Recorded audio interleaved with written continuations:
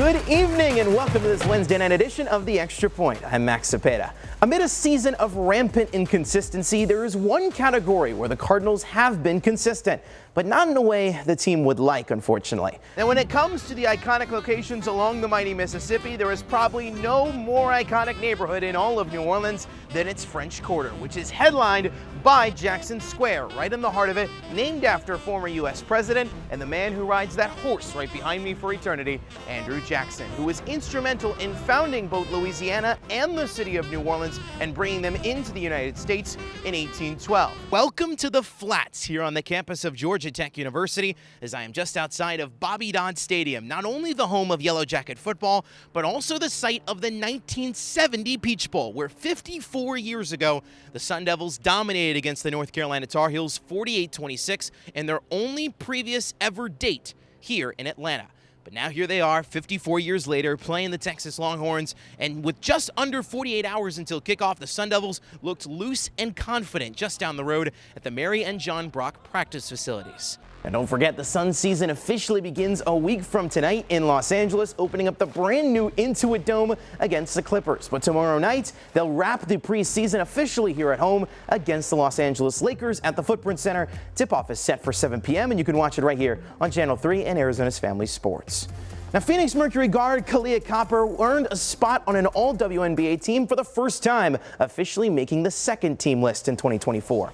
Copper had a career year this year, averaging more than 20 points a game for the first time on 43% shooting from the field, along with 4.5 rebounds and 2+ assists per game, while at the same time scoring 30 or more points 9 times. In fact, her 782 points this season are the third most in franchise history, behind only Diana Taurasi's 2006 and 2008 seasons. Now, Copper was also named a WNBA All-Star for the 4th consecutive year and helped Team USA win their 6th straight Olympic gold medal in Paris. It's hard to believe that nearly 3 months ago in Las Vegas, Arizona State was picked to finish dead last in the Big 12 preseason poll. But now here they are on their home field, nearly halfway through the regular season, sitting at 5-1 on the verge of a bowl game and coming off of a victory against the preseason favorite in their new league.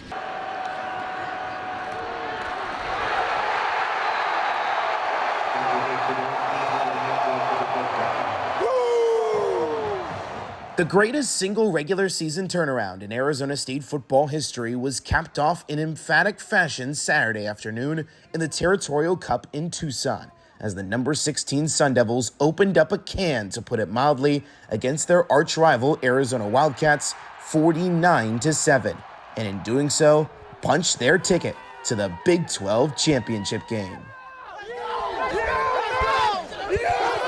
Finish the job.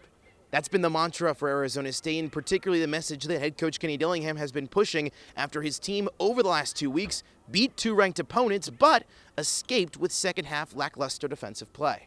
But tonight, against their arch rival in the Arizona Wildcats in the Territorial Cup, with a Big 12 championship game appearance on the line, that defense came out in full force in the second half with a 35-0 lead and slammed the doors shut on their rivals. Throughout this astonishing season, Cameron Scadaboo has been proving the doubters wrong, representing as the emotional soul and physical image of this Arizona State team. But tonight, with yet another 3-touchdown performance with millions watching across the country, he may have in fact proven something much bigger. Nobody respects the fact that I'm the best running back in the country, and I'm going to stand on that. And if people want to disrespect that, I'm going to keep going. And I'm going to keep proving people wrong. And whatever NFL team takes me is going to get a gem, and I'm going to give it everything I got for them. And no matter winning the Heisman or losing the Heisman, I should still be in that situation.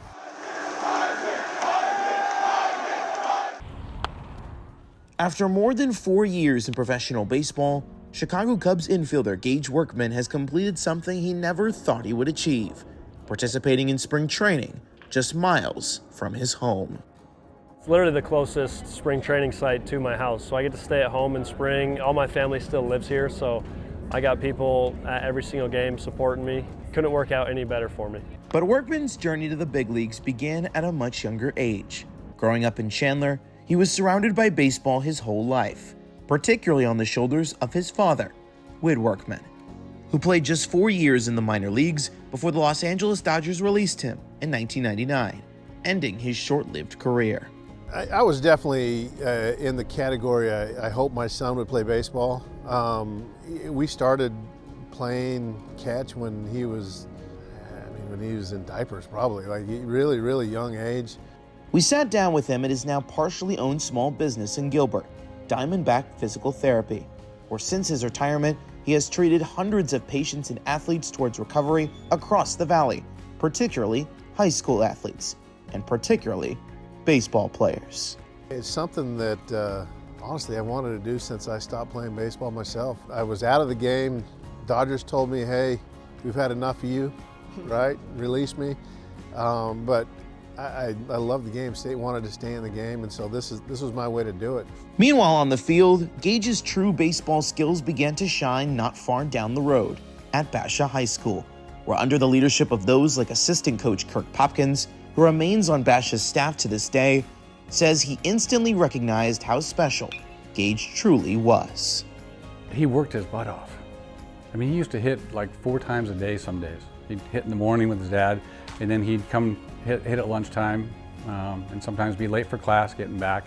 And you knew what his goals were, and you knew he had the talent to get there. I just had good coaches like Pop at Basha who were always available at the field to work with me, and then my dad and mom always around to get me places and help me hit at the field and work whenever I wanted to get work in. It was at this point that Workman was moving at hyperspeed, even leaving high school a year early to become a full scholarship player at Arizona State. As underneath Coach Tracy Smith, he helped the Sun Devils continue the tradition of success in East Phoenix, following the path of his father, who was also a Sun Devil himself in the mid-1990s. I honestly didn't have a ton of offers on the table. I was just like, as soon as Arizona State offered me, I was like, that's where I want to be, that's where I want to go, that's where my dad went. I gotta say, I probably did try to brainwash him a little bit. Like, we're Sun Devils, man. Like, I played for ASU, so it was the place to be, and when they offered him, it was over. That's it. But like, we don't need to look anymore. He's going to ASU. Now, after the years of hard work at Basha and Arizona State, Gage Workman will finally get the chance to walk on a major league field as a big leaguer, and do so right on this field behind me, Chase Field, the home of the Diamondbacks, the same place where he was inspired to play the game as a young kid. But even his father, who got all the way to the minor leagues but never got the chance to play where Gage is about to be, gave him the advice as a young kid that he believes prepared him for this very moment. I mean, I think what he kind of instilled in me a lot is make sure your work ethic matches your goals, right? Like, so making sure that I'm working hard for what I want. Whatever I'm trying to get, I gotta make sure I'm working to match that. I don't think kids understand how much it actually takes to play college ball, junior college ball, Division I college ball, and then professional baseball is a whole nother level. So if these are really your goals, then you got to work harder than everybody else, right? These things don't just happen.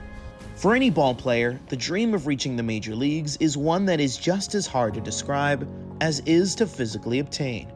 But Workman will finally get his chance in the city where it all began. In Mesa, Max Zepeda, Cronkite News.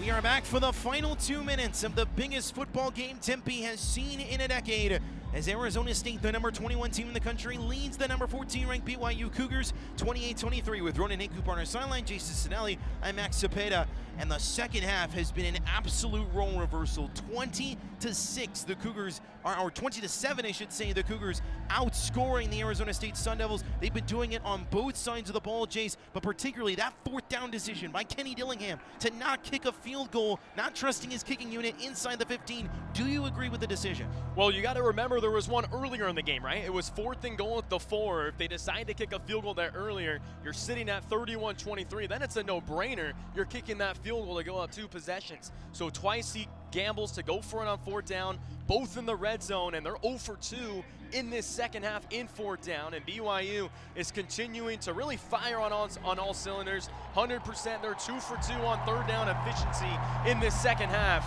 And again, they've just been moving the ball more efficient, and again, double teaming them, whatever the case may be. But again, they got to get pressure on the quarterback. And who knows, this 2-minute timeout might be exactly what the Sun Devil defense needed with defensive coordinator Brian Ward. Jake Letzloff all alone in the backfield with Ronald J. Martin next to him and to his left. One receiver to his right, two receivers to his left. Retzloff takes the snap of the shotgun. He is going to air it out deep, looking for Darius Lesser, nearly picked. Miles Ghost Rouser had it right in his direction, but both him and Darius Lesser ducked at the football.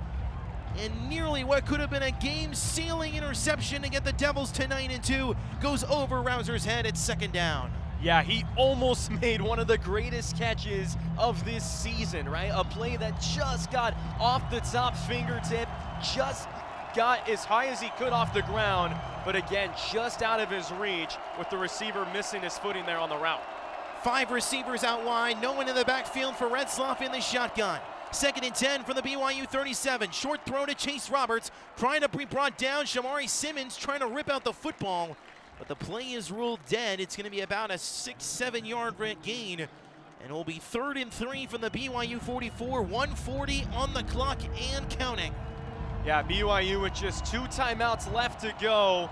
Going to be interesting to see here how they use those for the game. 3rd and 3 here from the 44. Retzloff rolling to his right, finds Roberts for the first down and is knocked out of bounds at the ASU 49 across midfield.